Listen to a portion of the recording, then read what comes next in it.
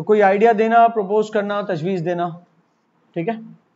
Protection, हिफाजत, protect किसी को महफूज करना, प्रोटेक्ट योरसेल्फ खुद को महफूज करना या खुद की हिफाजत करना, प्रोटेक्ट समबडी एल्स किसी और की हिफाजत करना, ठीक है ना। अब ये हिफाजत बाकायदा किसी चीज से बचाना वाली होती है हिफाजत, प्रोटेक्ट। अगर प्रिजर्व और प्रोटेक्ट के अंदर फर्क निकालना चाहें तो क्या होगा, पीछे प्रिजर्व भी तो गया ना, प्रिजर्व भी हिफाजत था, प्रोटेक्ट भी हिफाजत है, तो फर्क क्या है? प्रिजर्व किसी को महफूज रखना और प्रोटेक्ट किसी को बचाना।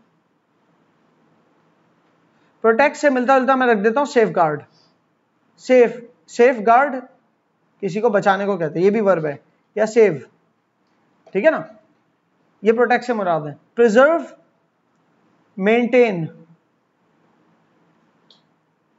कंजर्व, मतलब आपके पास ऑलरेडी कोई चीज है उसको महफूज रखना कि कहीं खत्म ना हो जाए, कहीं तबाह ना हो जाए। फॉर एग्जाम्पल हमारे जो फॉरेस्ट है या जितनी एनिमल लाइफ है वो ऐसे तबाह ना हो जाए, तो उसको प्रिजर्व रखने के लिए फॉरेस्ट को काटना दुरुस्त नहीं है।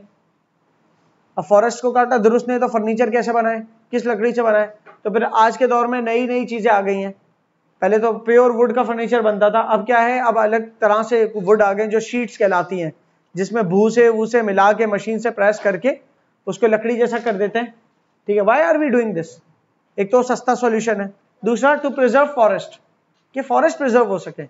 फॉरेस्ट प्रिजर्व होने से क्या होगा, फॉरेस्ट प्रिजर्व होने से एनिमल लाइफ भी प्रिजर्व होगी, ठीक है ना, और बहुत सारे नेचुरल डिजास्टर्स जो आते हैं उससे बचत हो जाएगी। फॉरेस्ट प्रिजर्व होंगे तो बहुत सारे सैलाब जब आते हैं तो इतने सारे जो बीच में जंगलात हैं वो उन सैलाबों को रोक लेते हैं, सही है। इसी तरीके से जलजलों के इम्पैक्ट जो है वो फॉरेस्ट रोक लेता है काफी हद तक।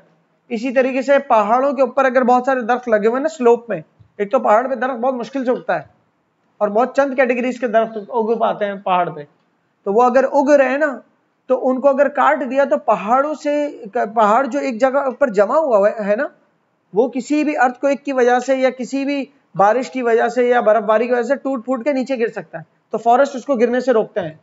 वो पहाड़ का टूट के गिरने को क्या कहते हैं, लैंडस्लाइडिंग, तो लैंडस्लाइडिंग से बचाते हैं forest.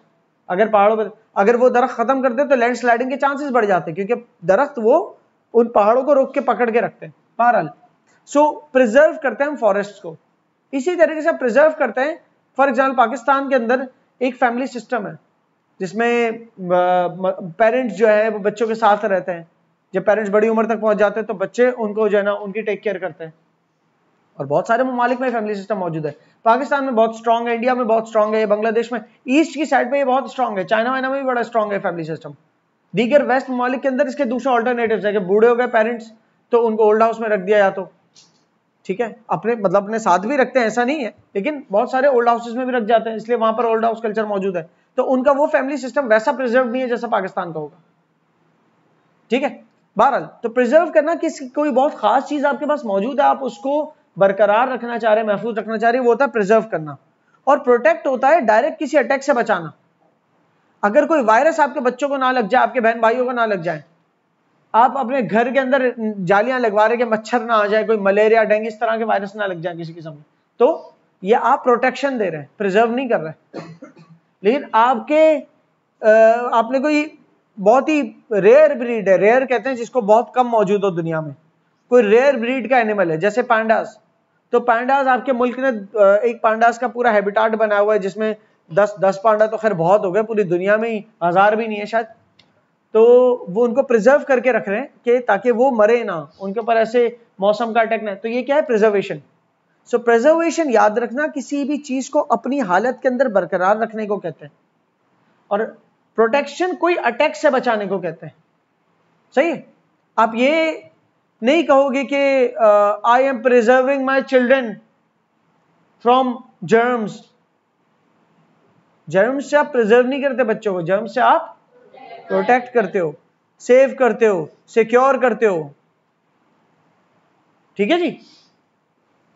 The security guard is there, is outside my house to secure the building, to secure my house, to preserve my house नहीं होगा वहां पर, क्लियर है।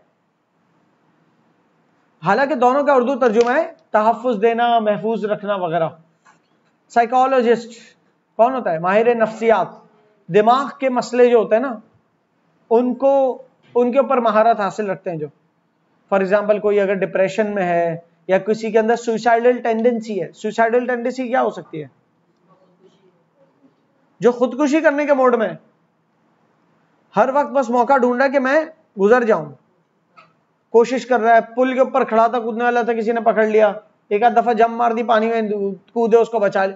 सुसाइडल टेंडेंसी, ये सुसाइडल टेंडेंसी वाले केसेस कहाँ जाते हैं? ये क्यों, कौन से डॉक्टर के पास जाते हैं? साइकोलॉजिस्ट। कोई अगर स्लो लर्नर है जो नहीं लर्न कर पा रहा या अपने आसपास के मुआशरे के साथ कनेक्ट नहीं कर पा रहा, किसके पास जाता है? साइकोलॉजिस्ट के पास। ये साइकोलॉजिस्ट कौन होते हैं? माहिर नफ्सियात। माहिर नफ्सियात कहते हैं ना, नफ्सियाती डॉक्टर मत कहना, ऐसे नफ्सियाती डॉक्टर भी कह सकते हो, लेकिन इसका मतलब ये ना निकले कि डॉक्टर खुद नफ्सियाती है। सही है, तो माहिर नफ्सियात कहना ज्यादा बेहतर है। साइकोलॉजी, नफ्सियात। नफ्सियात क्या मतलब? दिमाग के, साइकोलॉजी देखो, किसी भी चीज के साथ लॉजी लग जाए ना तो वो बन जाता है सब्जेक्ट। वो क्या बन गया? कोई सब्जेक्ट बन गया। सब्जेक्ट मतलब कोर्स वाला सब्जेक्ट। लॉजी कहते हैं स्टडी को। लॉजी किसे कहते हैं? बायोलॉजी, तो स्टडी ऑफ लाइफ। बायो मतलब लाइफ होता है। जूलॉजी, स्टडी ऑफ जू। जू नहीं, एक्चुअली एनिमल्स। ठीक है। इसी तरीके से हर्बोलॉजी कह लो, वैसे बॉटनी होता है, तो वो सारे प्लांट्स के बारे में जितनी इंफॉर्मेशन। तो लॉजी, जियोलॉजी। जियो मतलब, जियो का मतलब अर्थ, लॉजी मतलब स्टडी, स्टडी ऑफ अर्थ। ठीक है। तो साइकोलॉजी, साइको का मतलब इसमें क्या है? तो साइको नहीं पढ़ना है इसको, साइको, साइको मतलब नफ्स, नफ्सियात, दिमाग। लॉजी उसकी स्टडी, तो नफ्सियात की तालीम को कहते हैं साइकोलॉजी। क्लियर है? नफ्सियात की तालीम।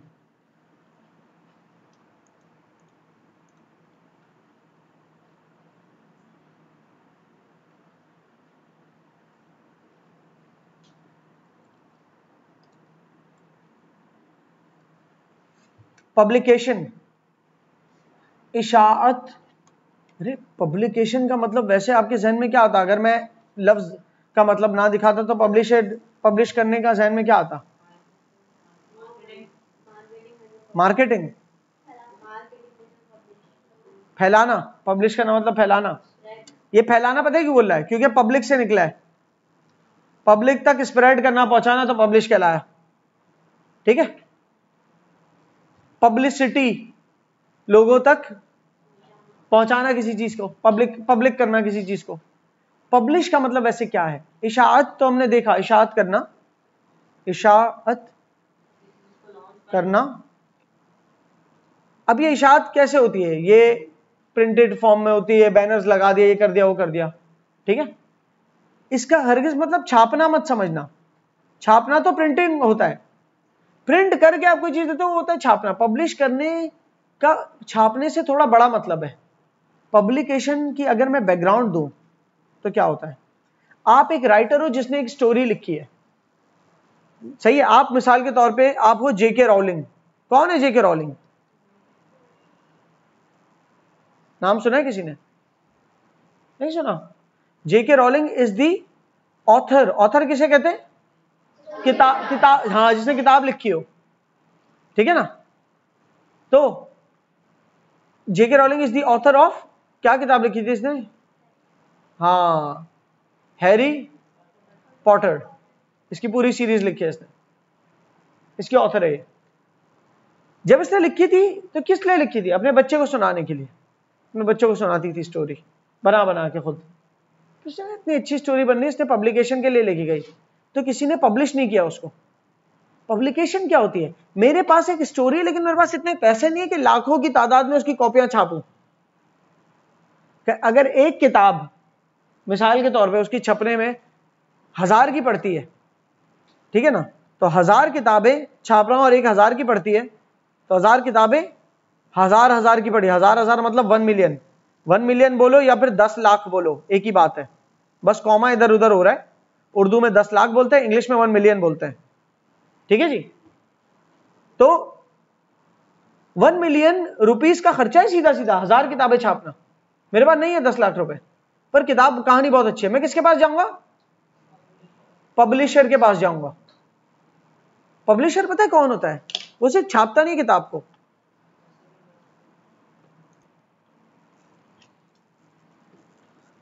सो पब्लिशर जो है उसके पास 10 लाख रुपए या बहुत सारे उसके पास इन्वेस्टमेंट मौजूद है। पब्लिशर कैसे कमा रहा है? पब्लिशर कोई जो है ना बहुत ज्यादा क्रिएटिव इंसान नहीं है, लेट सपोज, उसके बाद लेकिन पैसे हैं, उसको पैसा कहीं भी लगाना है। वो सीजन चल रहा है तो उस पैसा, अगर फॉर एग्जांपल गर्मियों का सीजन चल रहा है तो उस पैसों से गोले गंडे के ठेले खोल ले और प्रॉफिट कमा ले। सर्दियां चल रही है तो वो उसके अंदर भुट्टे शकरकंदियां बेच रहा है, या बड़े पैमाने पे कोई और काम हो सकता है कि सर्दियों में जो कपड़े पहने जाते हैं उसका बिजनेस कर रहा है। वो उसका पैसे हैं, वो कहीं भी लगाएगा, उसको जहां ज्यादा मुनाफा दिखेगा। तो एक आप भी अपॉर्चुनिटी ले आए उसके पास, सही है। अच्छा, पब्लिक इन्वेस्टर होता है, जो कहीं भी पैसा लगाता है वो इन्वेस्टर होता है। अब इन्वेस्टर्स की भी टाइप्स होती है।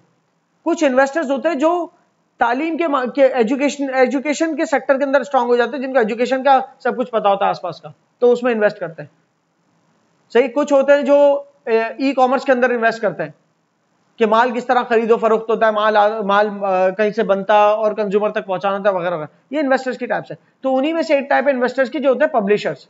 ये किस पे इन्वेस्ट करते हैं? किताबों पे। कौन होता है ये? आइडिया लेके आते हैं कोई, उनके आइडिया के ऊपर पैसा ये लगाते हैं। जब वो किताब बिकती है तो सबसे पहले प्रिंटिंग कॉस्ट साइड पे होती है कि जितना छापने पे पैसा लगा वो साइड पे हुआ। अब जो मुनाफा बचा उस मुनाफे में से जिसने ये किताब लिखी थी उसको शेयर गया और बाकी पब्लिशर को शेयर गया, ठीक है।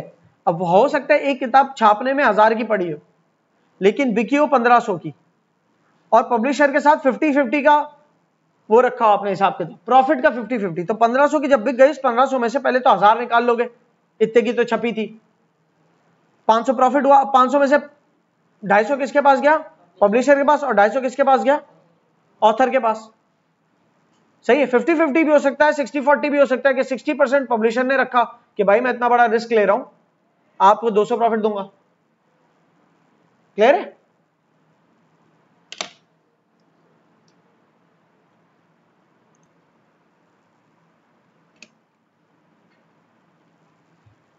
इसी प्रोसेस के अंदर आप लोग को एक और बात बताओ पब्लिकेशन के। अक्सर पब्लिशर्स का कॉन्ट्रैक्ट क्या होता है? अक्सर पब्लिशर्स का कॉन्ट्रैक्ट मतलब मुआहिदा, कॉन्ट्रैक्ट ये होता है ना कि भाई मेरी आपके साथ क्या एग्रीमेंट है कि जो प्रॉफिट होगा 60-40 बटेगा, मैं 60% रखूंगा, आप 40%। एक मुआहिदा है आपस में। अक्सर ऑथर्स के साथ मुआहिदा पब्लिशर्स का होता है कि पर बुक हम आपको रॉयल्टी कितनी देंगे। पर बुक हम आपको, ये लफ्ज कहलाता है रॉयल्टी, कि पर बुक, क्योंकि किताब आपकी, आइडिया आपका है, उसको छाप के बेचने पे अगर एक छप के बिकती है तो उसको पर बुक आपको रॉयल्टी हम देंगे ₹150 मिसाल के तौर पे। अब पब्लिशर चाहे वो किताब 2000 की बेचे, 2500 की बेचे, 1500 की बेचे, पर किताब ₹150 किसको जाएंगे? ऑथर को। अब ये बात का सवाल है कि ये पता कैसे चलेगा कितनी किताबें बना के बेची? ऑथर को कैसे? ऑथर सर पे तो नहीं खड़ा रहेगा, तो घर पे बैठा हुआ है। बस बेटा अभी इसको बाद में, कभी जब अकाउंटिंग और ऑडिट सीख रहे होगे ना, कॉमर्स में आओगे, तब पता चलेगा ये चीजें कैसे पता चलती हैं कि क्या कितना बिका। वरना तो आप कहोगे ना पब्लिशर जितनी छाप के बेच दे, 500 छाप के बेचे और बोले 200 बेची।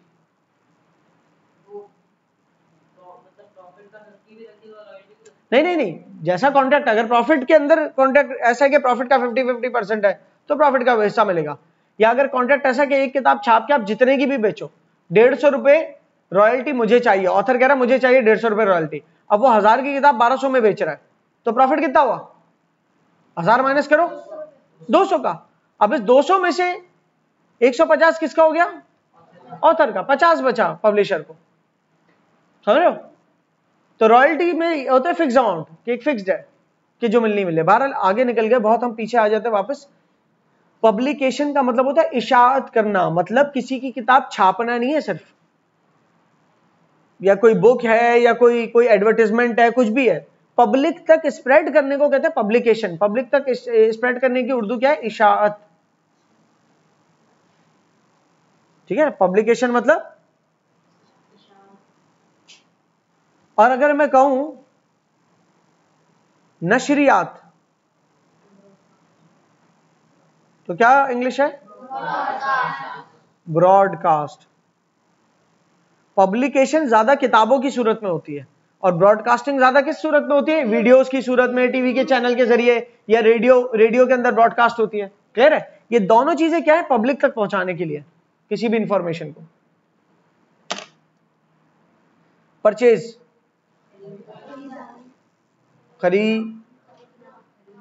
खरीदना, ठीक है।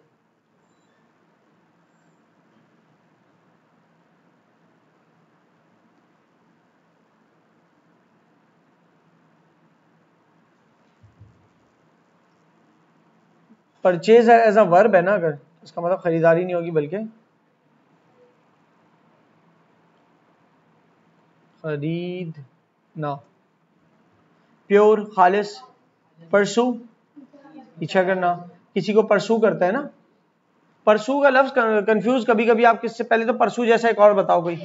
चेज, परसू किसी के पीछे जाना, पीछा करना। चेज ये भी होता है किसी का पीछा करना है, ताकुब करना कि कौन क्या कर रहा है, उसको चेज कर रहे हो आप पीछे।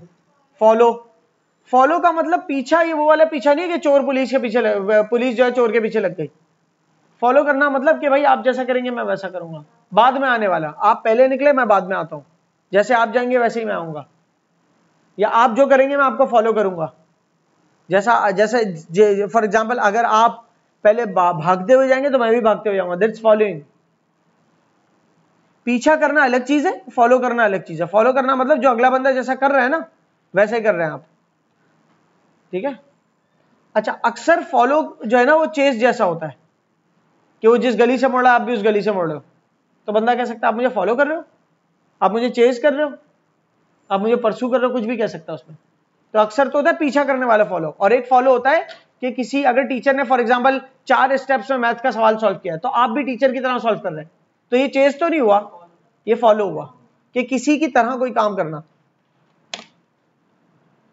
रेंज, रेंज किसी चीज की हद होती है, फॉर एग्जाम्पल यहां से लेकर यहां तक आपके पास, मैं कहता हूं कि कोई भी सवाल पूछता हूं, ठीक है ना, कि आपको उस सवाल के अंदर किसी की उम्र निकालनी है और बताओ उम्र किस रेंज में आएगी। एक रेंज मैंने दी थी 40 से 50 साल का है, एलेक्स जो है वो 40 से 50 साल का है, या 20 से 30 साल का है, या तीसरा ऑप्शन दे दिया कि 70 से 75 साल का। ये क्या है? 3 रेंजेस है। अब ऑप्शन ए बी सी जो भी है वो आप सही मार्क करेंगे। तो रेंज होती है, फॉर एग्जाम्पल मैं कहता हूं कि मुझे चाय जो है, लेट्स सपोज मैं कहता हूं मुझे चाय का टेम्परेचर जो है ना वो लेट्स सपोज 40 से 45 डिग्रीज के दरमियान पसंद है। What am I providing you? Range, कि 40 से 45 डिग्री तक का होता है तो उस टेम्परेचर में चाय पीता हूं। सो दीज आर रेंज के दोनों तरफ से जो गिवन हो। रेंज के जैसी एक चीज होती है लिमिट। लिमिट भी किसको कहते हैं? हद को। सही है। रैंक, रैंक्स होता है ना, पहला रैंक आया, दूसरा रैंक आया, first rank, third rank. Rapid, तेज, रैपिडली तेजी से। रॉ, कच्चा। अगर मैं कहूं कि सिर्फ मेरे सामने पिज्जे का डो रखा है तो ये क्या है? ये रॉ मटेरियल है। क्या है? ये कच्चा है, अभी पिज्जा थोड़ी बन गया। और ये पका दिया गया, अगर डो रेडी है, इसके ऊपर सारी टॉपिंग वॉपिंग सब हुई है, but it's still raw material, कच्चा है। अगर वो पक गया तो क्या बन जाएगा? पिज्जा। तो पिज्जा को मैं कह सकता हूं फिनिश्ड, मुकम्मल हो गया ना। जो चीज फिनिश हो गई, मुकम्मल हो गई, वो जो चीज मुकम्मल नहीं हुई वो रॉ कहलाती है, जो मुकम्मल हो गई वो फिनिश्ड कहलाती है। ठीक है। अक्सर कोचेस कहते हैं कि हमने रॉ टैलेंट फाइंड किया। क्रिकेट के कोच हैं, कह रहे हैं हमने रॉ टैलेंट फाइंड किया। मतलब ये बहुत सारे इन्होंने टूर्नामेंट्स कराए और बहुत सारे उनके सामने प्लेयर्स ऐसे सामने आए कि जिनको अब प्रोसेस करेंगे ना, इनके ऊपर वर्किंग करेंगे तो ये फिनिश प्रोडक्ट बन जाएंगे, कि अच्छे खिलाड़ी बन जाएंगे, मुकम्मल खिलाड़ी बन जाएंगे। लेकिन जब तक मुकम्मल खिलाड़ी नहीं बने, अभी तो सिर्फ फाइंड आउट किया है कि यार ये अच्छा खेल ले, बस इनको ट्रेनिंग की जरूरत है। तो जब तक ट्रेनिंग नहीं मिली तो वो खिलाड़ी क्या है? कच्चे हैं, रॉ हैं। रीच, पहुंचना। पहुंचने के लिए और कोई लफ्ज? Very good, arrive. Reach, arrive. Approach भी पॉसिबल था पर अराइव इज मोर इंपॉर्टेंट, मोर मतलब ज्यादा नियर है, लाफिस, ठीक है ना। रियलिस्टिक, रियलिस्टिक होती है कोई चीज हकीकत पसंद आना, लाइक कोई हकीकत से रिलेटेड हो। मैं कहता हूँ कि यार बड़ी रियलिस्टिक फोटो है, ऐसा लग रहा है कि मैं ये बोतल को पकड़ के पी जाऊं। ऐसी आपने बहुत प्यारी कोई ग्राफिटी की है जो एक बोतल बनाई है जहां पर, तो कह रहे कितनी रियलिस्टिक लग रही है, 3D बनाई है फुल, ऐसा लग रहा है पकड़ लो इसको, पर है वो फोटो। रिकॉल, याद करना कोई चीज को। अगर मैं कहता हूं I just recall a memory, तो इसका मतलब क्या हुआ, मुझे एक चीज याद आई, याद करना। She couldn't recall where she left her keys, उसको याद नहीं आ पा रही है कि उसने कीज कहां रखी थी। रिकवर, वसूल करना। क्या वसूल होता है, किसी को कर्ज दिया हुआ उससे रिकवर कर लिया, ठीक है ना। रिकवर का मतलब वसूल होता है, रिकवर का मतलब एक और भी होता है, दोबारा सही हालत में आ जाना, सही हालत में आना। फॉर एग्जाम्पल, अगर कोई किसी की तबीयत खराब है, तो खराब तबीयत से अगर वो रिकवर हो रहा है तो हम क्या करें, दोबारा सही हालत में आने की जगह दोबारा सही होना लिख देता हूं, बहुत लंबा हो जाएगा वरना। दोबारा सही होना, ठीक है। The patient recovered from dinghy. Reduction, किसी चीज में कमी। रिगार्ड, किसी चीज का हवाला होता है ना, ये टॉपिक किस हवाले से है, मकसद क्या है, ठीक है ना। आप मुझे लेटर लिख रहे हैं, उसका मकसद क्या है, वो किस रिगार्ड्स है, तो रिगार्ड समझ में आता है। अगर मैं कहूं the topic is regarding pollution, ये टॉपिक पोल्यूशन के हवाले से है, तो रिगार्ड मतलब किस हवाले से कोई चीज है। रजिस्टर, रजिस्टर अगर एज अ नाउन है, रजिस्टर अगर एज अ नाउन है तो ये वो डॉक्यूमेंट है, रजिस्टर वो डॉक्यूमेंट होता है जिसमें कोई मालूमात लिखी हो। ये रजिस्टर एक डॉक्यूमेंट है जिसमें कोई चीज लिखी जाए या सेव की जाए, फाइल वगैरह। और रजिस्टर अगर एज अ वर्ब है तो मतलब किसी डॉक्यूमेंट में कुछ सेव करना, दर्ज करना, ठीक है, दर्ज करना। अक्सर आप ये जुमला सुनेंगे, आई could not register the situation. किसी के साथ कोई हादसा हो गया तो वो पहले तो समझ नहीं पा रहा हुआ क्या, वो अपने जहन में दर्ज नहीं कर पा रहा चल क्या रहा है। तो I caught an accident, first I could not registered what had happened, but eventually I realised कि a truck was coming from front and I just caught an accident and alhamdulillah I got saved। फिर मुझे थोड़ा रह गया कि ना कि भाई ये तो मैं बच गया, वरना मैं रियलाइज ही नहीं कर पा रहा था हुआ क्या, मैं तो मर चुकना चाहिए था अभी तक, इतना बड़ा ट्रक चढ़ गया, गुजर गया वगैरह वगैरह। फिर रियलाइज क्या, तो रजिस्टर ये भी होता है कि एक सिचुएशन को आप समझ पा रहे हो कि नहीं, वो भी रजिस्टर कहलाता है बहरहाल। लेकिन आप लोग के हाथ में जो रजिस्टर है वो एक डॉक्यूमेंट है नाउन के तौर पे, उसके अंदर जब आप कोई चीज लिख रहे हो तो मैं कह रहा हूं रजिस्टर दीज नोट्स, जो मैं नोट्स बना रहा हूं उनको अपने पास रजिस्टर कर ले। लेकिन हम उमूमन क्या कहते हैं, write down it in your register. हम डायरेक्टली भी बोल सकते हैं just register it down in your notebook, ठीक है, एज अ वर्ब भी यूज कर सकते हैं इसको। पर हर चीज को वर्ब के तौर पे यूज मत कर देना कि रजिस्टर में लिखने को डायरेक्टली कह रहा है रजिस्टर, तो what are you doing, I am registering, नहीं यार I am writing on my register, तो हर नाउन को वर्ब बना दोगे आप। किंग, बादशाह, और एक बादशाह ने अपने बच्चे को फिर बादशाह बना दिया, so the previous king kinged his son, वो वर्ब के तौर पे यूज करो। क्या कर रहे हैं, मैं इसको बादशाह बना, किंगिंग हिम, ऐसा नहीं होगा।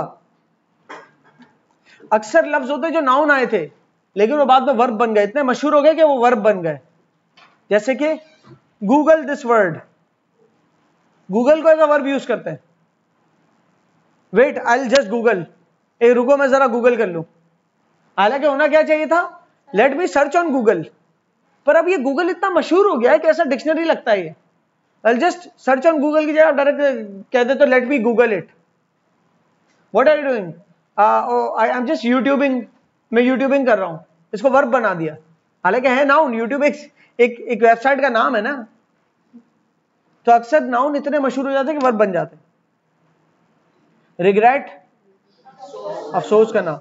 रेगुलेशन, अब लिखा ज़ाब्ता है तो आप लोग सब रिपीट कर रहे हैं, वेरी गुड। रेगुलेशंस होते क्या है? उसूल, ठीक है जी।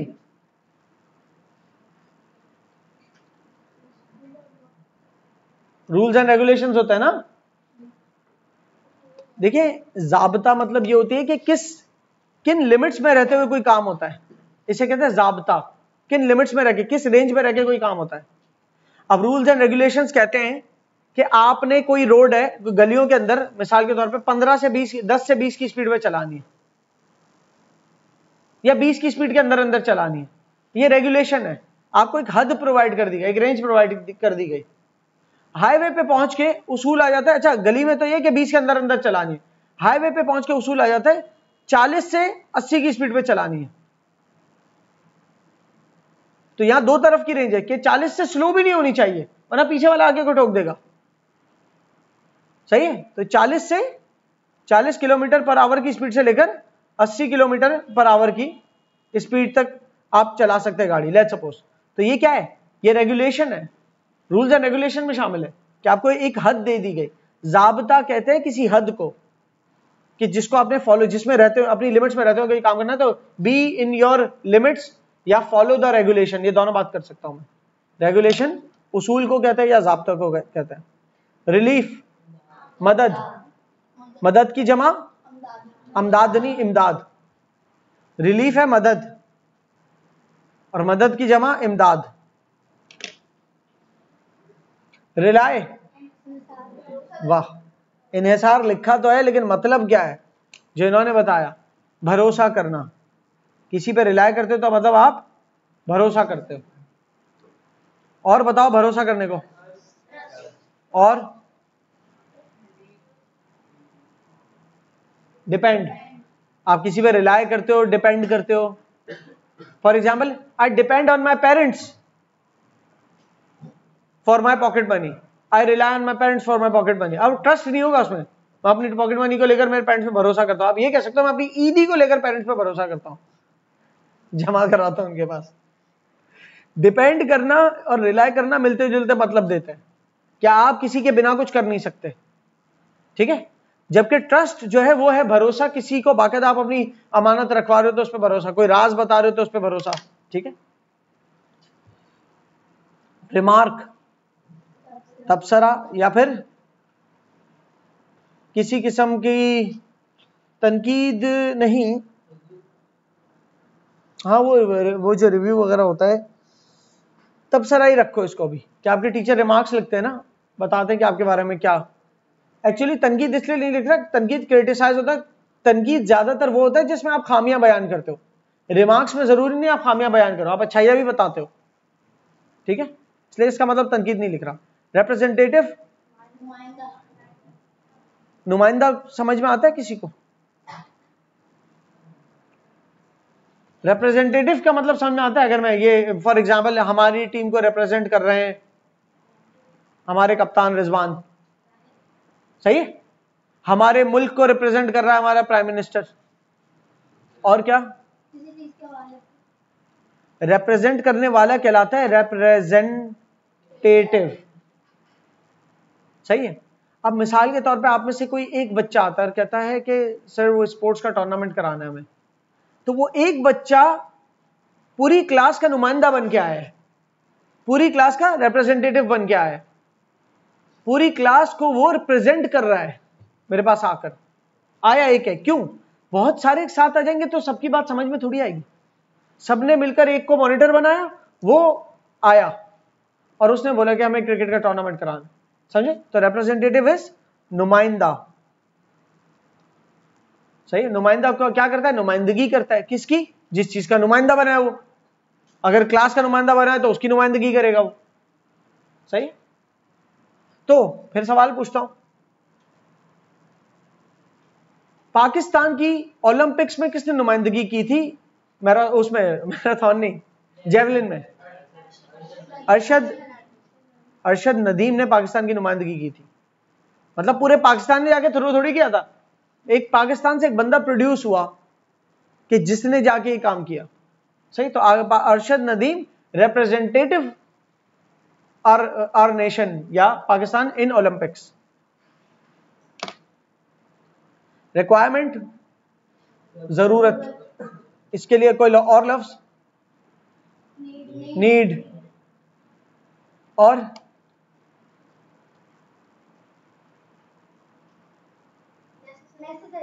नेसेसिटी या नेसेसरी। सही है। फिर जरूरत के लिए एक और लफ्ज यूज होता है, कोई चीज जरूरी होती है उसे कहते हैं मैंडेटरी। इंतहाई जरूरी जिम्मेदारी बन गई तो फिर ऑब्लिगेटरी या ऑब्लिगेशन। सही है। रिक्वायरमेंट, भाई this it is requirement that you come on time, it is mandatory that you come on time, you have an obligation to come on time, it is needed that you come on time. सही। Rescue, बचाना।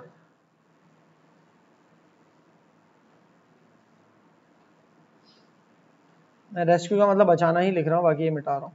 ठीक है जी। Reserve, actually reserve का मतलब भी यही होता है, महफूज रखना या बचाना, बरकरार रखना, बचाना। लेकिन ये वो वाला बचाना नहीं है किसी को प्रोटेक्ट वाला, ये प्रिजर्व वाला है। जैसे रिजर्व होता है, ठीक है ना, वो आप कोई चीज को सेव करते हो, ठीक है, तो ये वो सेविंग वाला बचाना है। जो आप नहीं कोई चीज, फॉर एग्जाम्पल अक्सर बाइक्स में पेट्रोल का रिजर्व ऑप्शन होता है कि आखिरी आधा लीटर पेट्रोल उसमें जो है रिजर्व पे रखते हो कि कल को बाइक का पेट्रोल खत्म होने लगे तो रिजर्व वाला यूज करके आप पेट्रोल पंप तक पहुंच जाओगे। ठीक है, तो ये वो वाला बचाना है, कोई चीज रिजर्व करके रखना। इसी तरीके से अगर फॉर एग्जाम्पल मेरे पास पैसे हैं, मेरे पास पॉकेट मनी है और मेरा कोई फ्रेंड या कजन आने वाला है बाहर से, तो मैं उसको सेव करके रख रहा हूं उस पॉकेट मनी को कि जब वो आएगा तब खर्च करेंगे, तब मजे करेंगे। तो अभी मैं क्या कर रहा हूं? I am reserving my pocket money. Resident, रिहायशी। रेजिस्ट,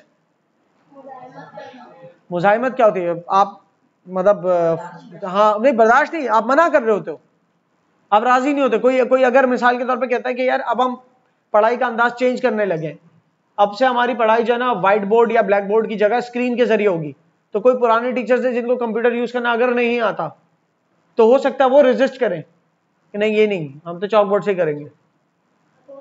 अक्सर लोग रेजिस्ट करते हैं चेंज को, जैसे लाइफ चल रही है चलने दो, हमें वो रेजिस्ट करते हैं किसी किस्म के चेंज को कि भाई आपका टाइम, मेरा टाइम है सुबह 9 बजे ऑफिस का, ऑफिस में कहा गया कि नहीं अब हम जो है ना सोलर पावर्ड चल रहे हैं, तो अब से हमारा ऑफिस का टाइम 9 की जगह 8 से स्टार्ट हो जाएगा। अरे छुट्टी भी पहले होगी, लेकिन सब राजी हो जाए, लेकिन हो सकता है कुछ लोग रेजिस्ट करें। कौन?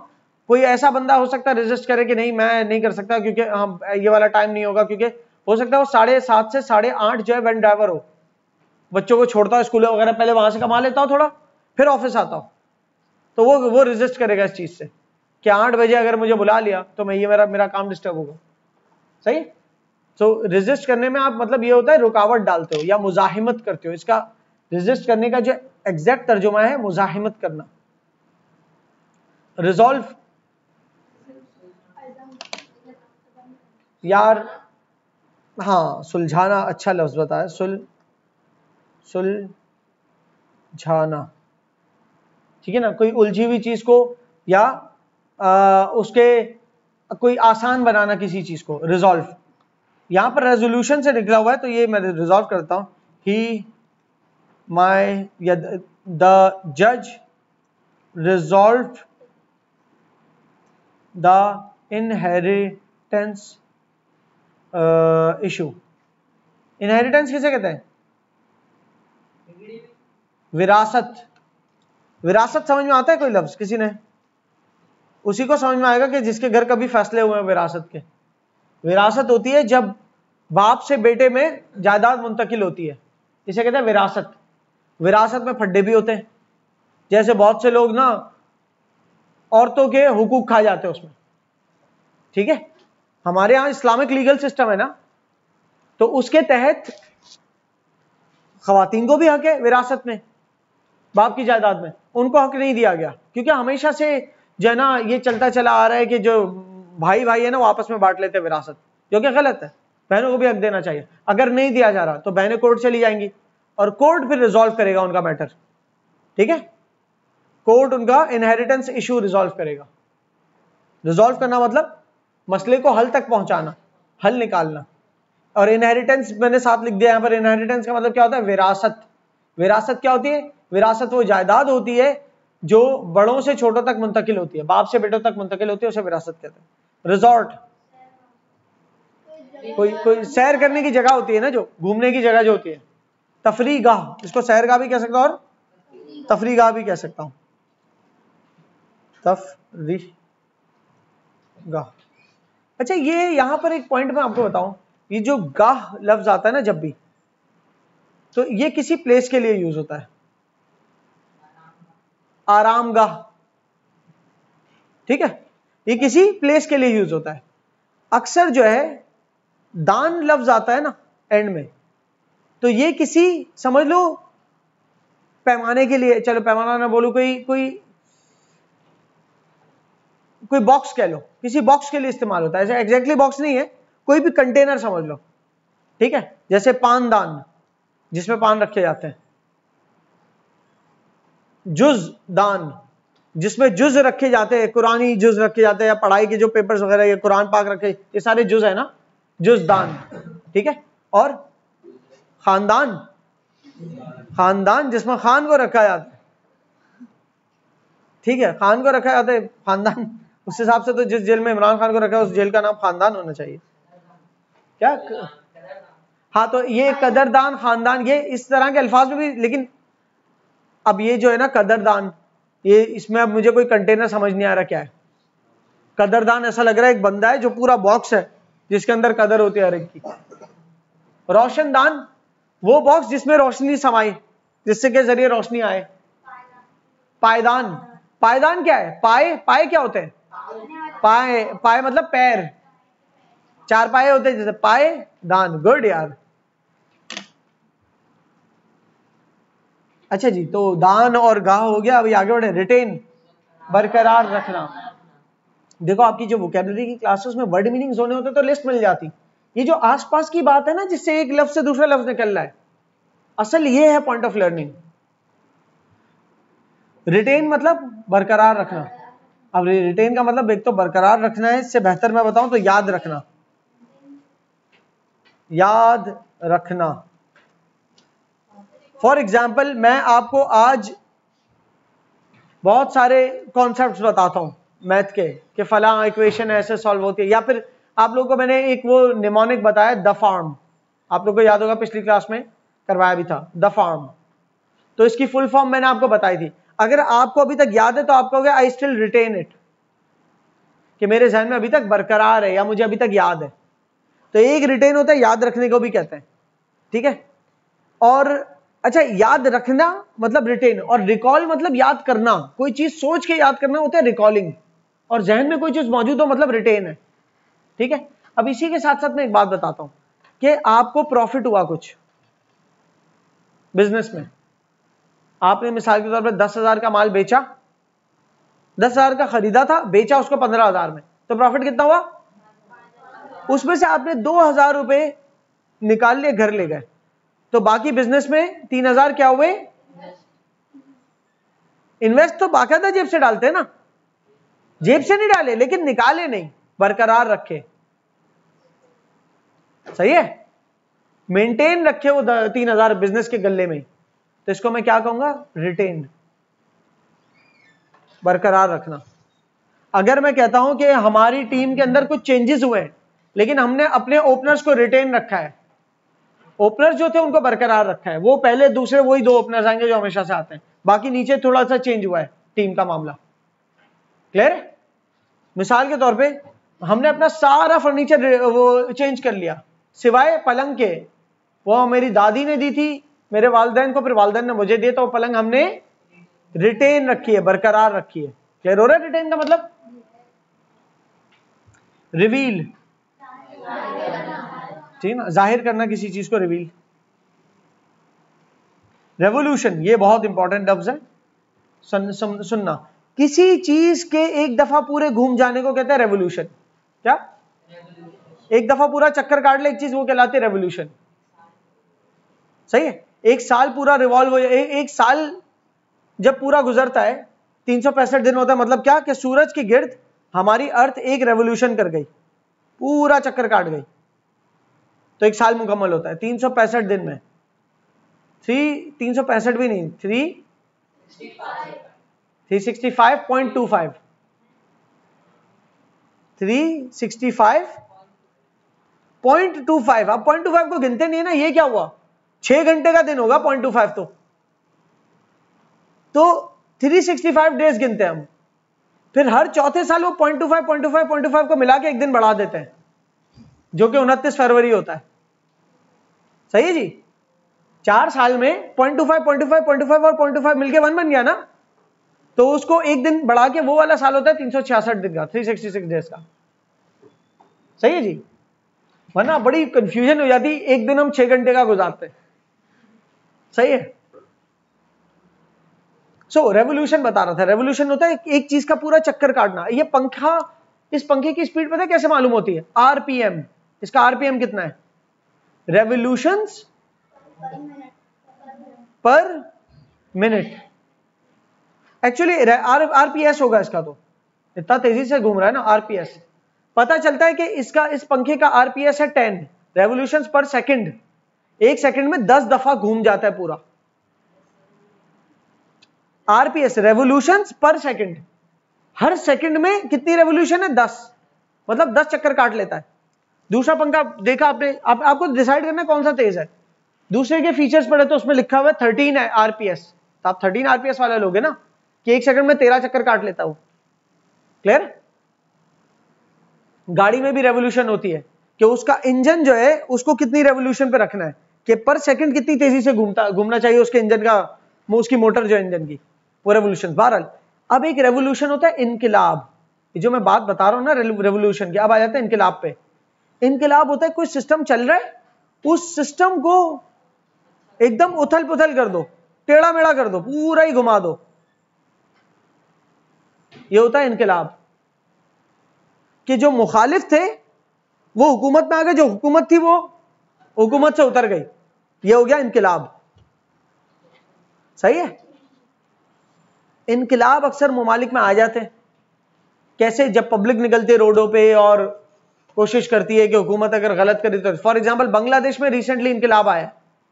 बांग्लादेश में उनकी बहुत पुरानी जो एक सरबराह बनी हुई थी शेख हसीना के नाम से, उससे बहुत ज्यादा तहफ्फुज़, बहुत ज्यादा मसले थे लोगों को, तो निकल आए और उसकी आर्मी, उसकी हुकूमत गिराने के लिए बहुत प्रोटेस्ट किया। फिर फाइनली शेख हसीना को बांग्लादेश छोड़ के भागना पड़ा। मेरे ख्याल से अभी वो इंडिया में। तो ये क्या आ गया बांग्लादेश में? इनकलाब के पूरा चक्कर घूम गया, 360 डिग्री घूम गई पूरी कहानी। सही है जी? तो रेवोल्यूशन का मतलब यहां पर लिखा इनकलाब। रेवोल्यूशन का एक मतलब ये भी होता है चक्कर काटना, पूरा चक्कर होना। ठीक है जी? So the industrial revolution brought about significant changes in the society. ये क्या जुमला है? ये आप लोग को हिस्से में नहीं आया क्योंकि ये तो मैं पढ़ रहा हूं। इंडस्ट्रियल रेवोल्यूशन मतलब सनती इनकलाब। Brought about significant changes in society. Significant का मतलब होता है अहम, चेंजेस का मतलब तब्दीली, सोसाइटी का मतलब मुआशरा। अब सुनना, इंडस्ट्रियल रेवोल्यूशन जब आई थी ना, इंडस्ट्रियल रेवोल्यूशन का साल कहते हैं 1750s के अंदर आई थी। आज से तकरीबन आप समझ लो 200-250 साल पहले, 220 साल पहले इंडस्ट्रियल रेवोल्यूशन आई थी।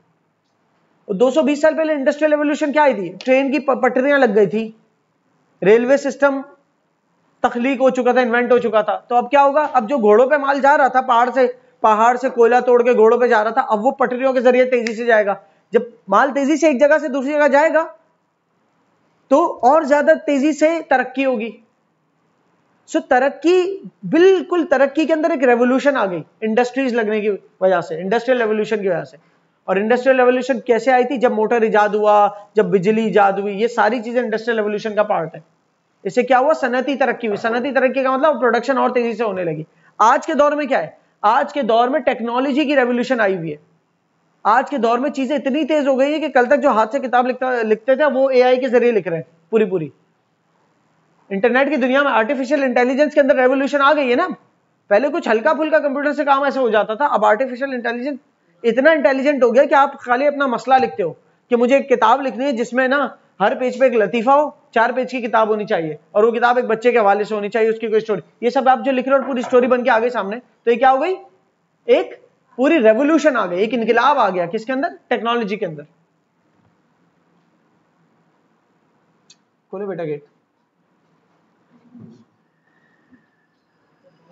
बेटा 5 मिनट लगेंगे, सही है, जो भी वो बोल देना 5 मिनट लगेंगे। और गेट खोल के रखो अपना, खोले शहबाज, बाहर गेट खोल के रखो, कोई बैल बजाए तो बोल देना 5 मिनट लगेंगे, बंद करो।